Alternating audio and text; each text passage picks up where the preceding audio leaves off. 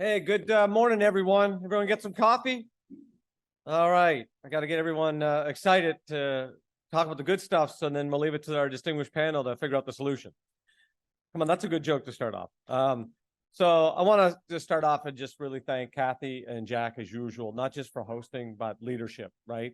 It takes a lot of effort to not only just put events like this together, but to actually lead arguably the most complicated region in the world, right? We are this tri-state with the federal city all together, and it's very hard to get this many people unified around a topic. And I just want to really call out Jack and Kathy for their leadership, and really the Board of Trade and the Greater Washington Partnership for all you do. I really appreciate it. I want to also recognize with me today is our chair, Paul Smedberg, who is doing a fantastic job being chair of our organization. He actually won this year. I'm going to make him a little embarrassed. The National Transit Association called APTA Board Member of the Year for all of America for all of his work. And so I really appreciate Paul and our other board members. You know, this isn't exactly, quite frankly, I'm not sure why any of them want to be on the board some days, but they do a fantastic job of trying to, represent the complex governance model Jack mentioned. I guess I just hit advance based on, is there a, perfect, thank you, appreciate that. So let's get kind of right at the topic at large here. So many people know, it's on my screen. That's how bad it is. I hit down. There we go. I'm good at following instructions. I've been married for a long time. So this is at a glance Metro. I'm not going to go through all the details here. Obviously, a very significant system.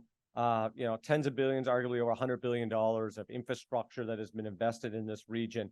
A couple of highlights here that I think are worth mentioning, and thanks to our Georgetown host, I had the privilege of bus to walk here today, and maybe one of the more disconnected parts of our actual region to the transit network is Georgetown. And that was a purposeful decision someone made not to have Metro at Georgetown a long time ago. And a lot of people would like to have Metro back into Georgetown now. Interestingly enough, we need to figure out our blue, orange, silver, east-west corridor problem that has been being studied for a long time. So it goes to show how we, our region, are never going to stop evolving. Part of this, and I know we're here to talk about Metro, and I'm going to get really deep into Metro, is I do think as part of our call to action, we need to think larger than Metro, though, as a region. We have an enormous amount of other transit operators, and we don't necessarily run as efficient as possible, being the network that we have set up. We don't really have one true transit network. We have Metro as a backbone and a lot of other networks that kind of connect in. And I do think we have a once in a generation opportunity to think about, as VRE and MARC trains are thinking about regional rail, how that actually interacts with Metro, how we think about all of our local bus operators in Metro, and especially if we're all going into zero emission, how are we going to operate? It's not whether it's Metro on one street or someone else on another street. We need more human beings in this region on transit, regardless of the flag that bus or train is flying. That's what we need to do as a region. And Metro, I'll tell you from our point of view, we are all in on working with any partners to get more people on transit, regardless if it's Metro or something else. But I do think we have to be thinking about that. There's cost efficiencies and driving the customer experience on that. The part that I think is really highlighted, especially for our business community, is it's simple. Wherever Metro goes is where the community grows, just period. And you can fly, every time you fly into DCA, you see it. The Boston corridor is Metro corridor, and now you can see the Silver Line corridor. You can go to Bethesda. Everywhere you go, there's a Metro link, and that's where the economic activity of our region. I think the part here that is the most amazing is within a half a mile, so 3% of our region's land makes up 30% of our property tax value. Think of what would happen if Metro doesn't exist. That does not stay. And look at all the development that is happening. The younger workforce of our future, which until before I get this job, I thought I was in the younger workforce. This job is making me quickly. I'm not in the younger workforce. They want to live in more dense parts. They want to be less car dependent. And we need to do this from an affordability point of view. Our housing is very, very expensive. Therefore, we have to have affordable transportation for the workforce of the future.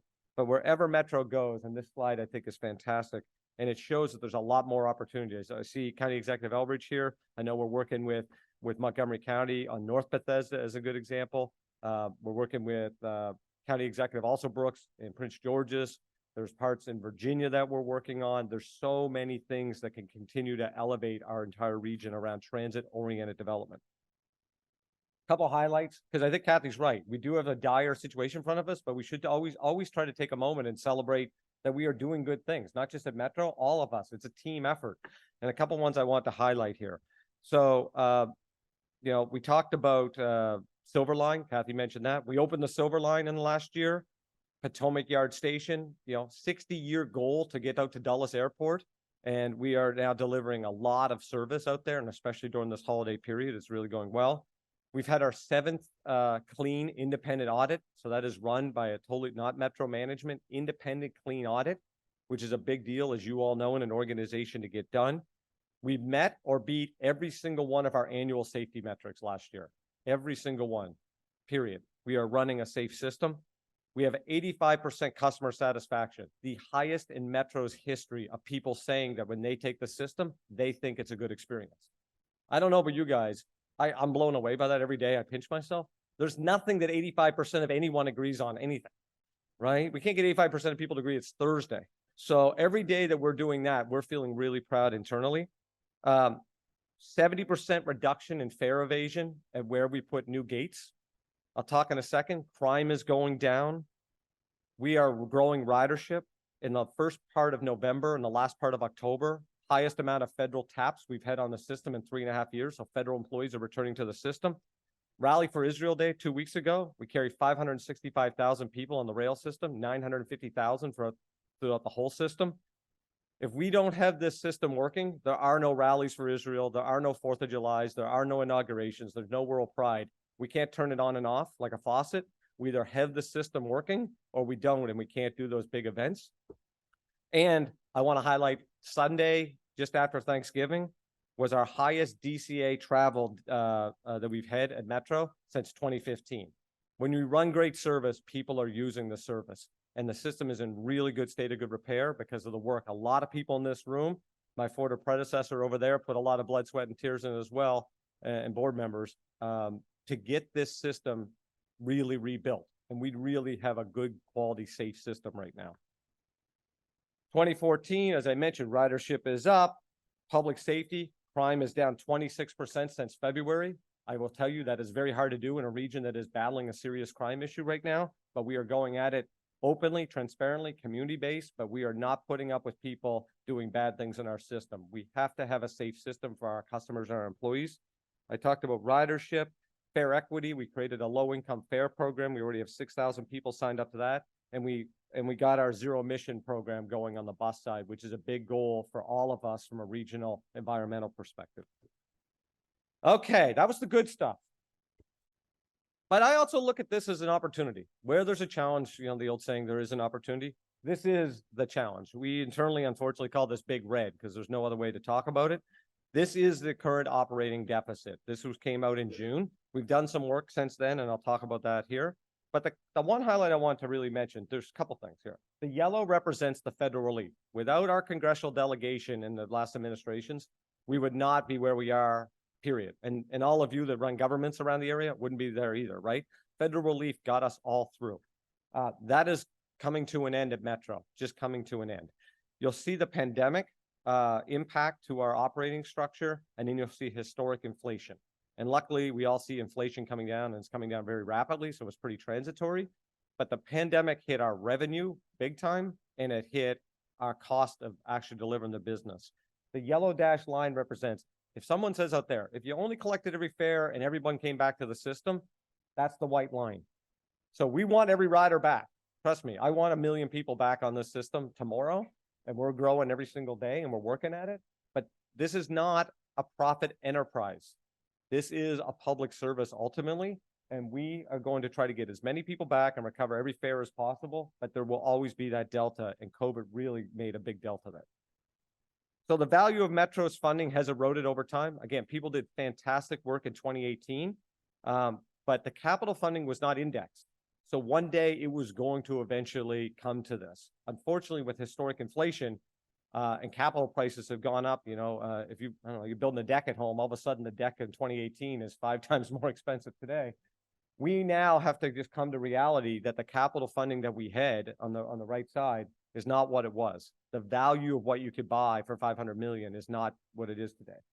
PREA funding, also, again, great that we get federal funding from our federal government partners, not what it is today. If both of those were indexed to CPIW, we would actually have enough capital money to get us through, I think it's 2037. So certainly no worry about capital, and we'd have that predictability to do better procurements, better cost planning, everything like that. On the left side represents, we also gave a credit to the jurisdiction, and I'm certainly in no position to say whether that was right or wrong. I bet you it was the right decision during the time. Start of COVID, it was chaos, very much uncertain, but that credit did mathematically happen. So we are at 1290 is where our current base subsidy is. On the subsidy, if we grew it at CPIW, would be at 1486. And if we had no credit and grew the subsidy at CPIW, we'd be at 1592. So again, a decision was made in 18 to do a 3% cap. Again, whether that was right or wrong is kind of indifferent right now in 2023. But during the pandemic, no rules of 3% followed, right? We were in a totally different economic time. So we all have to agree what we are really trying to contain growth long-term and what is the right economic measure to do that. As I mentioned, there's three factors that really led to today's deficit. The credit, about $196 million is what Metro gave a credit to the jurisdictions. I will point out compounding of that credit, because it also meant that next year there was a 0% increase on the base. If you put the 4 year or 5 years together, it actually equals about $690 million of lost base and compounding to Metro. We obviously have the inflation part, and that actually hit collective bargaining agreements very significantly. The union had a COLA increase as part of their contract, so they got compensated, and whether rightly or wrongly, I mean, they signed a contract and they're doing hard work, and it was a pandemic, so they got paid for the work they're doing. But that obviously hit us pretty hard. And then the decreased revenue, which is ridership. We basically had no riders for a couple of years, and now we got to recover that. And you put all three together, it's a significant amount of money.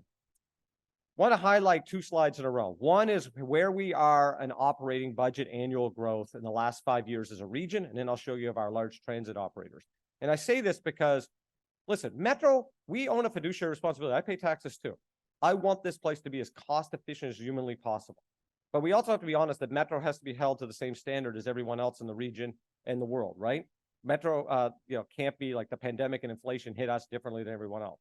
So you'll see across the board here, these are all of our regional partners. We are clearly in the middle towards the lower end of 5-year operating growth. Does that mean we don't have work to do? Of course not. I think we still have work to do, and I think we've shown that, and I'll talk in a second, that we found even more expense to take out of the system. And I think there might be a little bit more as well. But I think, we got to be honest of where Metro was in the last 5 years.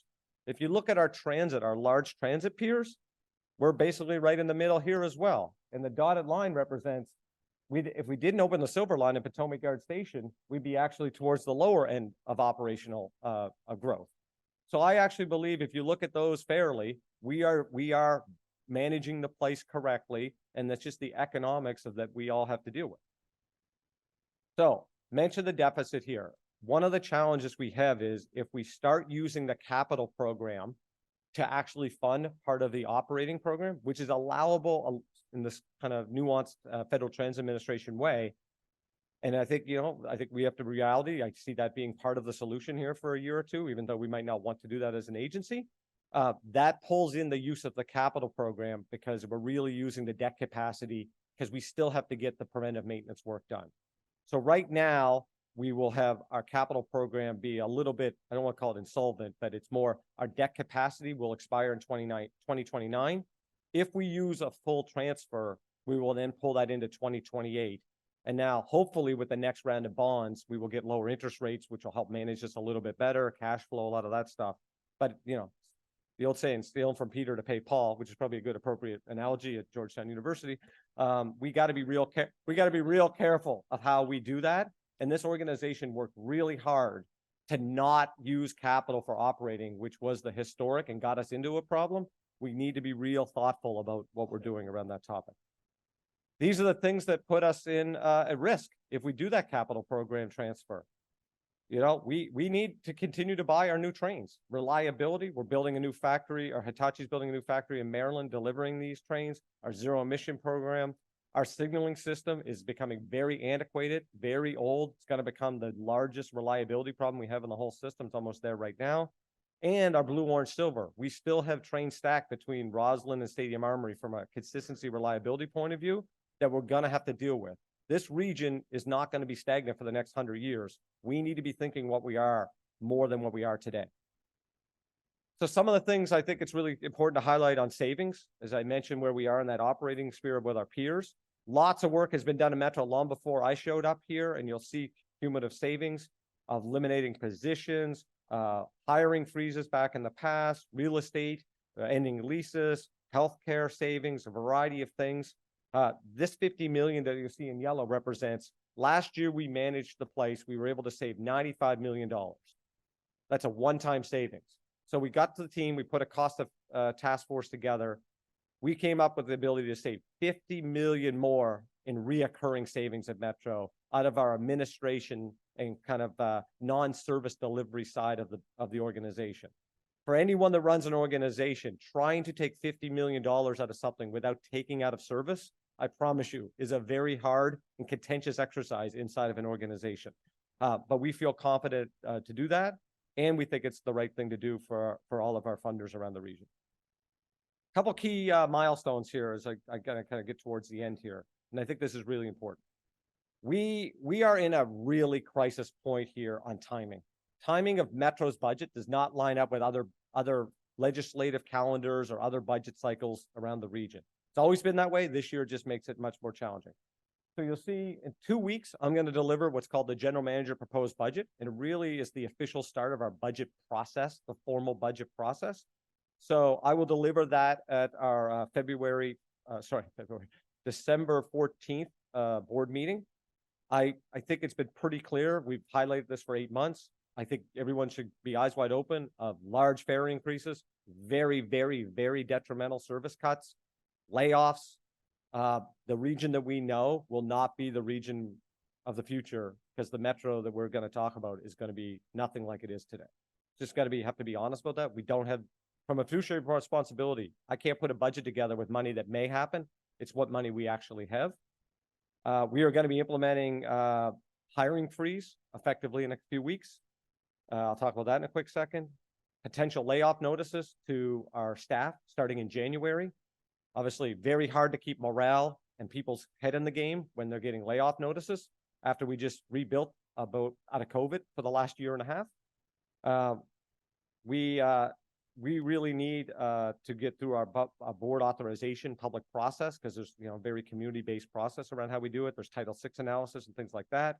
The 3% cap, both in Virginia and Maryland, basically even if Virginia and Maryland had unlimited amount of money, and I don't think that's the case, but let's say they did, they need to adjust their law to actually flow that revenue into Metro above the actual 3% cap.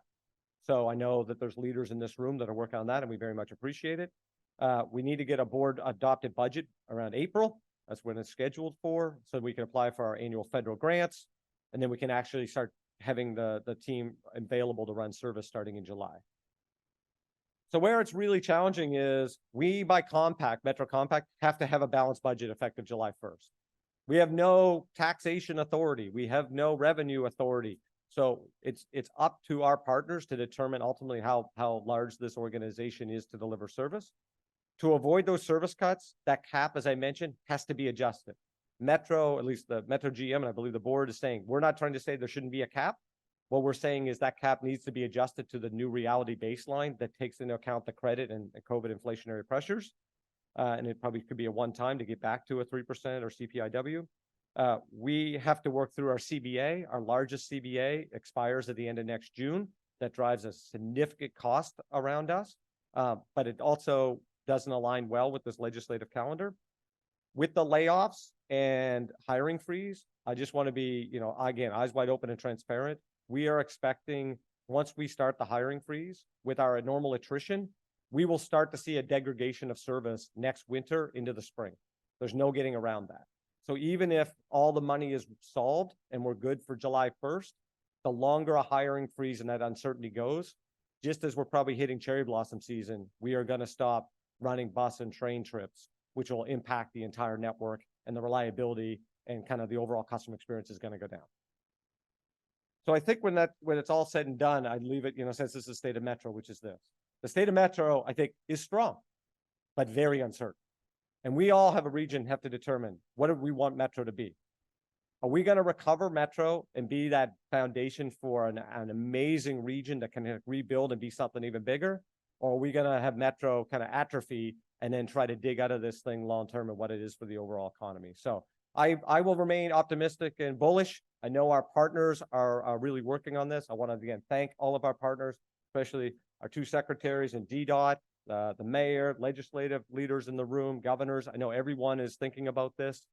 We are here to help in any way possible, and we just thank you for all your support. So thanks for the opportunity to be with you today. We doing questions? Or no?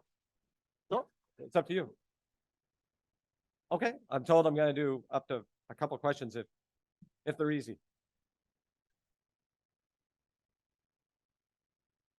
Or not, or we're not. Randy, thank you for the presentation. Brian Jones, HNTB.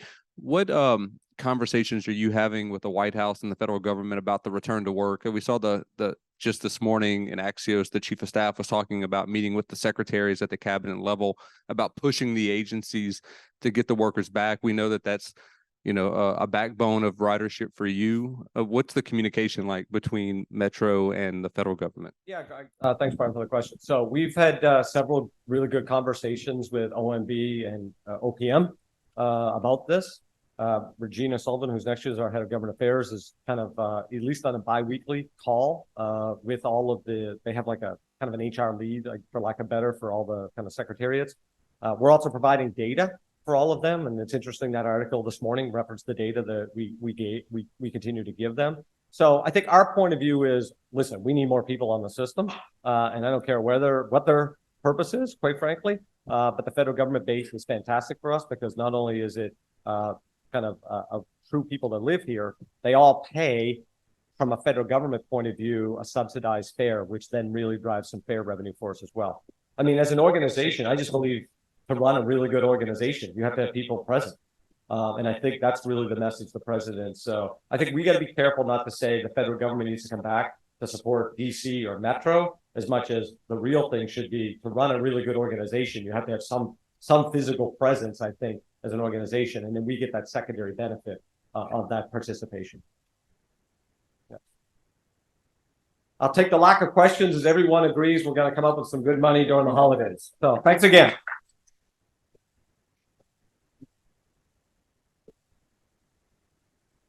Well, great, Randy. Thank you. And that was an excellent overview of where we are. And, we pride ourselves on being a region of highly educated people. So I'm sure we can solve this problem both in the short term and the long term.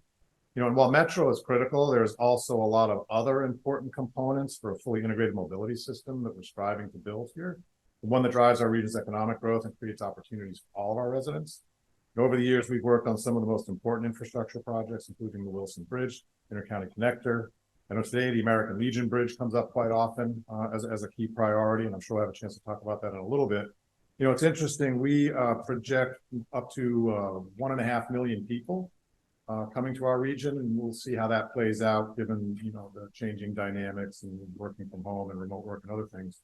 But if we have another 1 million people added to our population here, like, how are they going to move around? We're already ranked as one of the most congested regions in the country. So in the what Dr. Stroll shared with us earlier. So where are all these people going to go? So we're really lucky to have the people here with us today that can answer that question for us. Secretary Miller, Secretary Wiedefeld, and Director Kirschbaum, I want to thank you all for being here today to share with us. And so first, I'd like to introduce our moderator for this next conversation, Leslie Foster. Leslie, do you want to come up, please? Leslie's an award-winning journalist and a mainstay of Washington news as a weeknight anchor for WUSA Channel 9. And so looking forward to